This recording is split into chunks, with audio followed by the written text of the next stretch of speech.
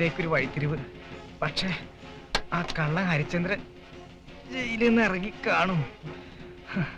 അവനിങ് എത്തും മുമ്പ് ഇവിടുന്ന് മുങ്ങണം. ടോയ്ലറ്റ് പോണോ? അപ്പൊ മുറി ഒഴിഞ്ഞു കൊടുക്കേണ്ടി വരുമല്ലോ. ആ തെണ്ടി വല്ല പെണ്ണ് കേസ് ഒപ്പിച്ചിട്ടുണ്ടാവും.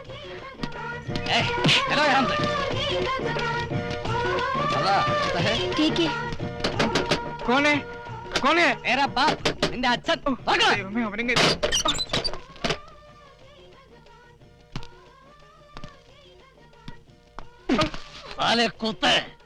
ബീഹാർ ജയിലിൽ നിന്ന് ഞാൻ ഇറങ്ങില്ലെന്ന് കരുതിയോടാ. ആണോ വെളിയിലാ ബോർഡ് കെട്ടി തൂക്കിയത്? സർദാർജി നിന്നോട് വീട് ഒഴിഞ്ഞു കൊടുക്കാൻ പറഞ്ഞോ? പിന്നെ നീ എന്തെങ്കിലും മണ്ടത്തരം ഒപ്പിച്ചോടാ പട്ടി. ഹരിചന്ദ്ര, എനിക്കൊരു അബദ്ധം പറ്റിയതാ. എന്തബദ്ധം? ഇടയ്ക്കിടയ്ക്ക് ഞാനിങ്ങനെ ഓരോ വേഷം മാറി നടക്കണ കണ്ടപ്പോ സർദാർജി എന്നോട് ചോദിച്ചു, നിനക്ക് എന്താ ജോലിയെന്ന്. നീ എന്ത് പറഞ്ഞു? ഞാനൊരു ഫിലിം സ്റ്റാർ ആണെന്ന് പറഞ്ഞു. Film star? അയാളത് വിശ്വസിച്ചാണ്. നിനക്ക് ആ ലുക്ക് ഉണ്ടല്ലോ. Thank you. പിന്നീട് പഹാഡ്ഗഞ്ചിന്ന് പോലീസുകാർ ഇവിടെ അന്വേഷിച്ച് വന്നപ്പോ അവർക്ക് മനസ്സിലായി നമ്മൾ രണ്ടുപേരും കള്ളന്മാരാണെന്ന്. 14-ാമത്തെ വയസ്സിൽ നാട്ടില് അയലത്തെ അമ്മിണി ചേച്ചിയുടെ മാലയും വളയും അടിച്ചോണ്ട് മുങ്ങി അന്ന് തുടങ്ങിയതാണ് ഈ തൊഴില് എന്നൊക്കെ എന്നെ പോലീസ് പിടികൂടിയിട്ടുണ്ടോ? അന്നൊക്കെ അതിന്റെ പിന്നിൽ നിന്റെ മണ്ടത്തരം ഉണ്ടായിട്ടുണ്ട്. നമിച്ച് ഇനി ഈ തൊഴിൽ എനിക്കൊരു പാർട്ട്ണറേ വേണ്ട. വേണ്ട, അല്ലെങ്കിൽ നീയുമായിട്ടുള്ള എല്ലാ ബന്ധങ്ങളും ഉപേക്ഷിക്കാൻ ഞാനും തീരുമാനിച്ചു. നിന്റെ കൂടെയുള്ള ഈ തട്ടിപ്പും വെട്ടിപ്പും ഒക്കെ ഞാനും നിർത്തി. ഇനി അന്തസ്സായി ജോലി ചെയ്ത് ജീവിക്കാൻ പോവാ. എന്തു ജോലി? കേരളത്തിലെ ഒരു വലിയ കമ്പനിയിൽ ജനറൽ മാനേജറായി ചാർജ് എടുത്ത് അവിടുത്തെ ഒരു സുന്ദരിയായ പെണ്ണിനെ കല്യാണം കഴിച്ച് സുഖമായിട്ട് ജീവിക്കാൻ പോവാണ്. എന്താ നീ മനസ്സിലായില്ല? മനസ്സിലാക്കി തരാ. ഈ പത്രം ഒന്ന് കാണ്. നോക്കൂ, സൂര്യ ഗ്രൂപ്പ് ഓഫ് ഇൻഡസ്ട്രീസിലേക്ക് ഒരു ജനറൽ മാനേജറെ ആവശ്യമുണ്ടെന്ന്. ഈ സ്ഥാപനത്തിന്റെ MD ശങ്കർജിയെ ഇന്നലെ ഞാൻ ഡൽഹി എയർപോർട്ടിൽ വെച്ച് പരിചയപ്പെട്ടു. അയാളുടെ കണ്ണിൽ ഇപ്പൊ ഞാനൊരു കോടീശ്വരനായ തന്തയാണ്. അതിനാണ് ഈ വേഷമിട്ടത്. ജനറൽ മാനേജറായിട്ട് പോസ്റ്റ് ചെയ്യാൻ കല്യാണം കഴിക്കാത്ത സുമുഖനായ ഒരു നായരെയോ മേനോനെയാണ് പുള്ളിക്ക് നോട്ടം. അതും MBA-കാരൻ. ശങ്കർജിക്ക് ഒറ്റ മോളാ സൂര്യ. ആ MBA-കാരനെ കൊണ്ട് അവളെ കെട്ടിക്കാനാണ് അയാളുടെ പരിപാടി. ഇപ്പൊ ഞാൻ വീണ്ടും അയാളെ ഹോട്ടലിൽ വെച്ച് കണ്ടിട്ട് വരികയാണ്. മാരേജും ഫിക്സ് ചെയ്തു. ആർക്ക്? എന്റെ മോന്. നിന്റെ മോനോ? അതെ. ഇപ്പൊ ഞാൻ എന്റെ മകന്റെ അച്ഛനായി ചെന്ന് ശങ്കർജിയെ പരിചയപ്പെട്ടു. ഇനി മകനായി ചെന്ന് അയാളുടെ മോളെ ഞാൻ കിട്ടും. 23-കാരനും 63-കാരനുമായി ഒരു ഡബിൾ റോൾ. ഡബിൾ റോൾ അല്ലേ? അച്ഛനെയും മകനെയും ഒന്നിച്ച് കണ്ടോന്ന് അയാൾ ആവശ്യപ്പെട്ടാലോ? അത് അയാൾ ചോദിച്ചില്ലെങ്കിലോ? ഞാൻ ചോദിപ്പിച്ചാലോ? എടാ പപ്പ, ആദ്യം നീ നിന്റെ പരിമിതികൾ മനസ്സിലാക്ക്. ഇത്തരം കാര്യങ്ങൾ നടപ്പിലാക്കാൻ കുറച്ച് ബുദ്ധി വേണം. നിനക്കതില്ല, എനിക്കതുണ്ട്. അതുകൊണ്ട് ഞാൻ മകനാകാം. പപ്പാ, നീ എന്റെ പപ്പ. അത് ശരിയാവില്ല. അത് ശരിയാവണം. അച്ഛനായി കഴിഞ്ഞ പിന്നെ എനിക്ക് പെണ്ണിനെ കെട്ടിപ്പിടിക്കാൻ പറ്റില്ല. കെട്ടിപ്പിടിക്കുന്ന കാര്യങ്ങളൊക്കെ ഞാൻ ഏറ്റു. നിനക്ക് പെണ്ണ് വേണോ അതോ സ്വത്ത് വേണോ? ഡാ, എന്റെ ബുദ്ധിയും നിന്റെ അഭിനയവും കൂടി ആവുമ്പോ സംഗതി ഗ്രാൻഡ് ആവും.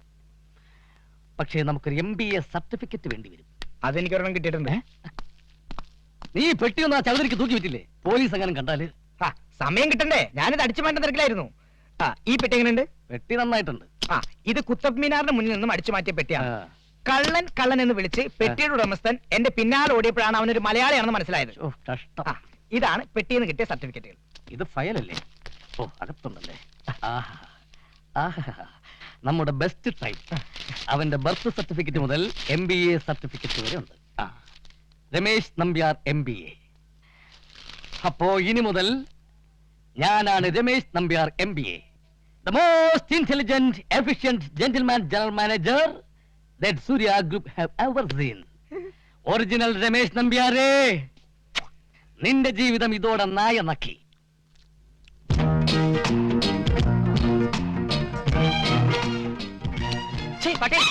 ആരോട് പട്ടിനെ വിളിച്ചേ?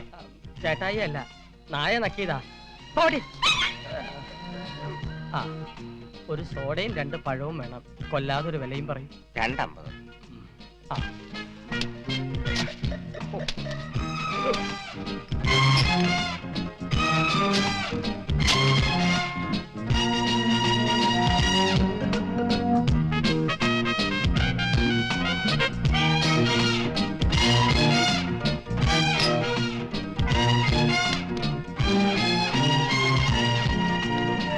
ഇതാ 2.50.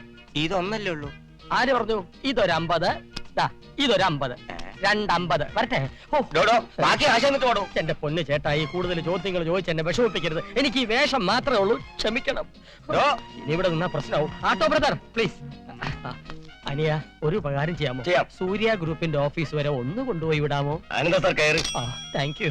ഈശ്വര അനുഗ്രഹിക്കട്ടെ. മത്തായിയുടെ ഹോട്ടൽ കയറിയാൽ തന്നെ ഐശ്വര്യ. നല്ലവനായതുകൊണ്ട് എന്നെ ഉപദ്രവിച്ചില്ല. ഭഗവാനേ. ഓ. ഇവിടെ ഇവിടെ ഇവിടെ വലിയ ഉപകാരം. ഹലോ, കാശ് തന്നില്ല. ഉപകാരം ചെയ്തിട്ട് പ്രതിഫലം ചോദിച്ചാൽ പാപം കിട്ടും, ചോദിച്ചില്ലെങ്കിലോ പുണ്യം കിട്ടും. പുണ്യം പാവം. മര്യാദയ്ക്ക് കാശ് എന്നിട്ട് ഓടും. എന്റെ കാശുണ്ടായിരുന്നെങ്കിൽ അനിയ ഒരു ഉപകാരം ചെയ്യൂ എന്ന് ഞാൻ പറയില്ലല്ലോ. വണ്ടി വിടറായി എന്നല്ലേ പറയൂ. ഈ അടവൊക്കെ കയ്യിലിരിക്കട്ടെ, മര്യാദയ്ക്ക് കാശ് കാടോ. ഞാൻ ഈ കമ്പനിയിൽ ജനറൽ മാനേജർ ആകാൻ പോകുന്ന ആളാ, മനസ്സിലായോ? ജനറൽ മാനേജർ കാശ് എടുക്കണം. കാശിന് വരെ ടൈം മതിയോ? അയച്ചു തരാം, അയച്ചു തരാം. എനിക്കെന്തിനാ കാശ് എടുക്കാൻ? കാശില്ലെന്ന് പറഞ്ഞില്ലേ? കാശ് തരാൻ തന്നെ വെറുതെ വിടില്ല. തനിക്കെന്നെ അറിയാം.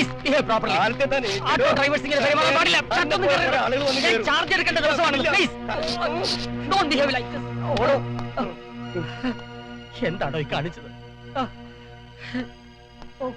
തെയ്യെങ്കിൽ തെയ്. ഈ വരുന്നത് വട്ടനാണേ, സൂക്ഷിച്ചോ. എന്ത് വേണം? എനിക്ക് MD ഒന്ന് കാണണം. MD അകത്തില്ലെന്നേ. നമ്പർ ഇടാതെ കാണണമെന്ന് പറഞ്ഞാൽ കാണണം. പറ്റില്ലെന്ന് പറഞ്ഞില്ലേ? മിസ്റ്റർ, ഞാൻ ആരാണെന്ന് എനിക്ക് മനസ്സിലായോ? ഈ കമ്പനിയുടെ ജനറൽ മാനേജറായി ചാർജ് എടുക്കാൻ വന്ന.